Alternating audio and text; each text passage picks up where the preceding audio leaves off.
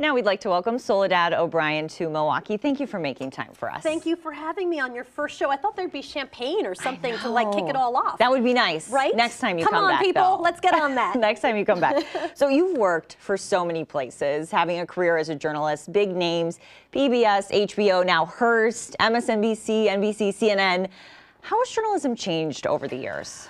Gosh, I think it's just really a matter of 30 years of covering stories, and it's changed a lot. And in some ways, I think really great changes. I think social media has actually added a lot of value to journalism and also simultaneously sucked a lot out of journalism. So on that front, certainly it's easier to access people and stories and lose that filter that you get when you have to go through people to get to somebody.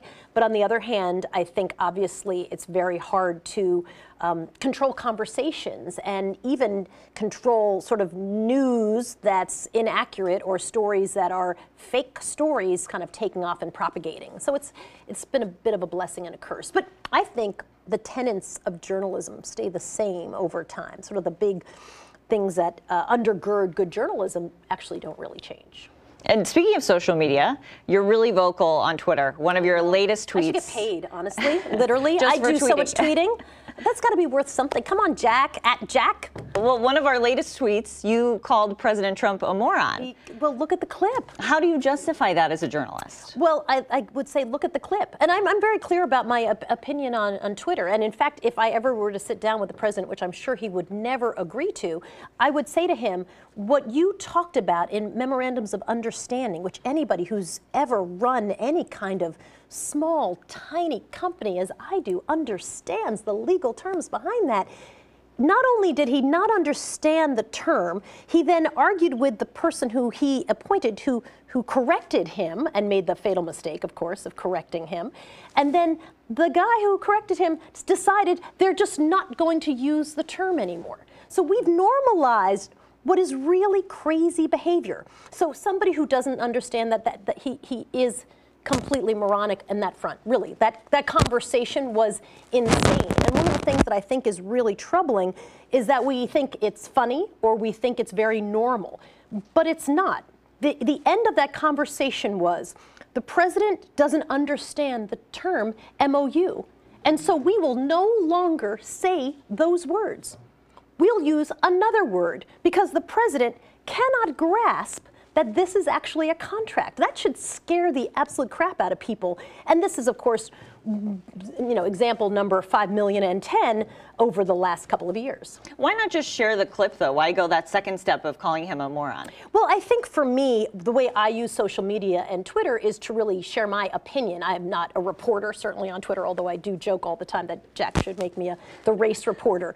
But I think just putting out clips for my perspective is always about giving some kind of context, giving information. And so on Twitter, I absolutely share my opinion. And sometimes my opinion is, isn't this an adorable picture of my kid? Or, wow, look at this really great video of, oh my gosh, there's some little kid who was doing something so funny, talking to his dad through, I guess, the Nest camera. It was adorable, trying to ask him questions. So I always give my opinion. And I think for me, being very transparent about how I feel about people is very important.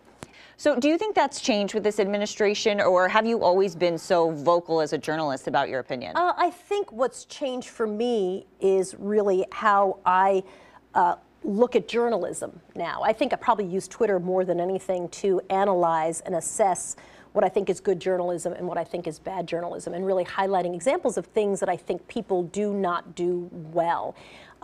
Because unfortunately, a lot of how things are framed, I think, become very problematic. Right? Without giving context and without really explaining something, you can elevate a conversation as if it has a certain amount of authority, and I think context is important. So I probably do that more than anything, really talk a lot about journalism, what I think is a great example of someone doing a really good job using the platform, or a really terrible example of interviews that I think are not well done, or the way that stories are framed in ways that are not helpful, not useful, or just completely inaccurate. And do you think it'd be okay for all journalists, reporters who are out there on the streets, if they're covering the White House, should they be tweeting like that? Listen, I think every single person who is employed as a journalist should follow the social media rules of the organization that they work for, as I do. I am self-employed. Do you get pushback at all? I am self-employed. I work for Starfish Media Group and I am the CEO. So I make sure that I and every single person on my team follows our social media rules. So for sure. But I mean, I think one of the reasons that people don't tweet is because their organization has very strict social media rules that they stick to, and they should. But I mean, I would say most of those people would tell you behind the scenes, oh my gosh, this is crazy, but I can't frame it that way. I need to elevate this conversation as if it is a normal part of discourse. And it is not. You said you think that the state of journalism is crumbling.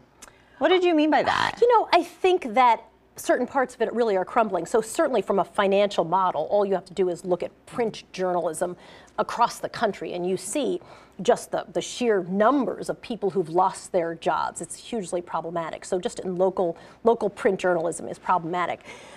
But I think if you look at even at the financial model in cable, the idea that two people, you know, talking heads yelling at each other is actually a very inexpensive model, right? It doesn't cost anything. You're paying those contributors roughly $100,000 to $150,000 a year, and they cycle through. So it's a very cheap way to put a show on, or put a series of shows on, or cover an entire day, or cover an entire year. It's inexpensive. So you end up having people who are politicians talking about climate change when they're not climate change scientists. And so I think when you're informing the public about important things with people who are paid talking heads to just ramble on about things, any issue, I think that's the start of crumbling journalism. I think the mission of journalism is to inform people, to give them context and information. When we do stories on climate, we have climate scientists talking about it. If there is an issue that we need hashed out, we have people who are experts on both sides of an issue, but they're experts. It's not, listen, I'm not a scientist, but here's my opinion. Those people don't get a platform, and I think it's really essential that we don't give them a platform. And to make sure that you have informed people speaking. Yeah, it's all about context and information, and also elevating stories of people who often, I think, don't really get a chance to talk. You know, it's very easy to go to politicians for a story, but if you're covering a rural hospital, wouldn't you want to talk to the administrator of the hospital? Wouldn't you want to talk to a patient in the hospital? Why are we talking to a politician who's going to give you the political spin on a story? I think that's problematic, but I think it is the default position. And yes, I believe that makes journalism start to crumble, not just from the outside, because certainly there are a lot of outside sources who believe that you know, journalism is fake news, and they're trying to obviously chip away at it, but also from the inside. I mean, I really think that some of the things that I see on television, certainly, and that's more of my area of expertise, are hugely problematic. And I think there are ways to change those things and fix those things.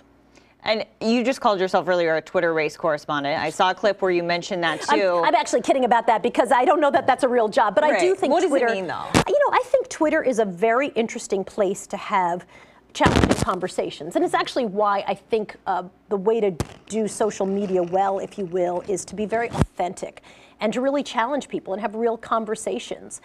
If you're using social media just to pitch, hey, watch my thing at such and such a time, I don't think that's a very good use of social media. So yeah, listen, Twitter is a place where a lot of these conversations about race happen, and I think you have to be part of that conversation in authentic ways, which means diving into real stories and genuine opinions. Again, I think that's an area where I definitely have some, you know, opinions.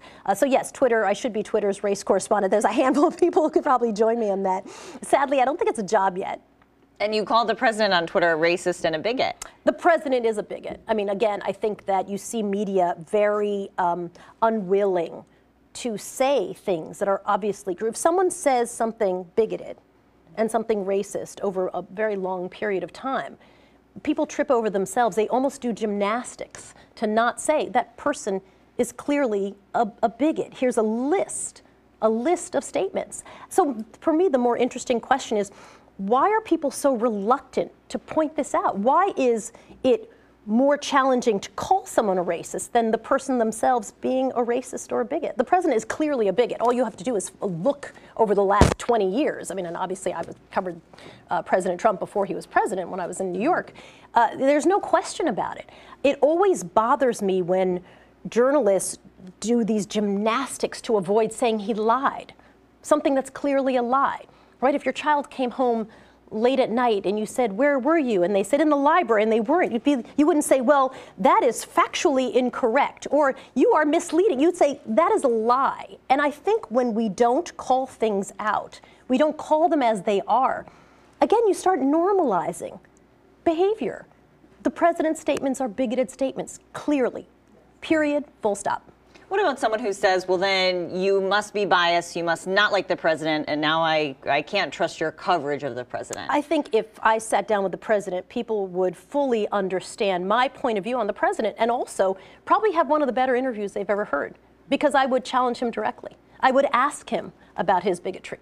I think a lot of times people who are trying to make sure they keep an open and happy relationship with access to the White House probably bite their tongue a lot. They want to be back there, so they don't say the things and ask the tough questions. I am utterly unafraid to ask tough questions, people. Utterly unafraid. I do not need any more friends in my life. I am good. I got 4 kids and a cat and a husband, and that's plenty. And I think when you start needing to angle for access, if I report this, I won't get this. If I want to get Ivanka, I have to do this. If I want to get access to Jared, I have to do this. I think you start selling yourself down the road a little bit, and people won't call out the lies. I mean, Daniel Dale, who's a correspondent for the Toronto Star, actually does a great job where he just categorizes every single lie that the president tells. It's a remarkable reporting. I mean, anybody who's not following him should. I think it's really essential to call things as they are. We will not pretend that something is not the case. I am just not afraid, and I think it's a really important time for people to be unafraid. That said, if the president were to sit down, I think he would know exactly where I stand. I think he would find it very refreshing, and I think an audience would say, wow, I really understand where Soledad stands. This is going to be a very good interview. I want to talk about Matter of Fact. Sure. Your show. How is it going, and what's the goal? What do you want the show to be? You know, I think it's going really well. We started about 2 years ago in about 30 markets, launching a syndicated show, and about 400,000 viewers, I would guess roughly 195,000 households, and which is very inside TV talk. And now we're just under about 1.5 million viewers, so we've grown dramatically. And I think part of the reason is that we're very clear about the conversations that we have. Everything we've been talking about, we really put into action on the show. We just don't have politicians on to wax poetic about policy issues. I want to hear from real people and how they're affected. So we also just don't have talking heads on to scream at each other. It's a complete and utter waste of time. It's actually painful for me to watch sometimes in the morning. I can't do it. If we're going to talk about, for example, we did a story in San Diego about the housing crisis. It's so bad for Americans in San Diego that many have taken to moving to Mexico. These are American citizens who move to Mexico because they can afford housing, and then they reverse commute in to their jobs in the United States. So we're talking about housing policy that is very problematic, but through the very people who are experiencing it, as opposed to a talking head who's going to, yammer on and on about something. So I think what we've done really well on the show, and why the show is resonating, is that we're sort of unafraid to put the actual people into the conversations. And I think people on the left and the right, politically, will come on because we're talking about rural hospitals. I really don't care about your political perspective. It makes no difference to me. What I want to understand is, are you being served or are you not? We talk about racism very bluntly. We love talking to people about the books that they've written. I think we really have done a very good job on having conversations that everybody else is not having, and because of that, our ratings have been very good, and it's been very intentional. Congratulations. Thank you. Yeah, we're happy about it. Soledad O'Brien with Matter of Fact. Thank you. Thank you.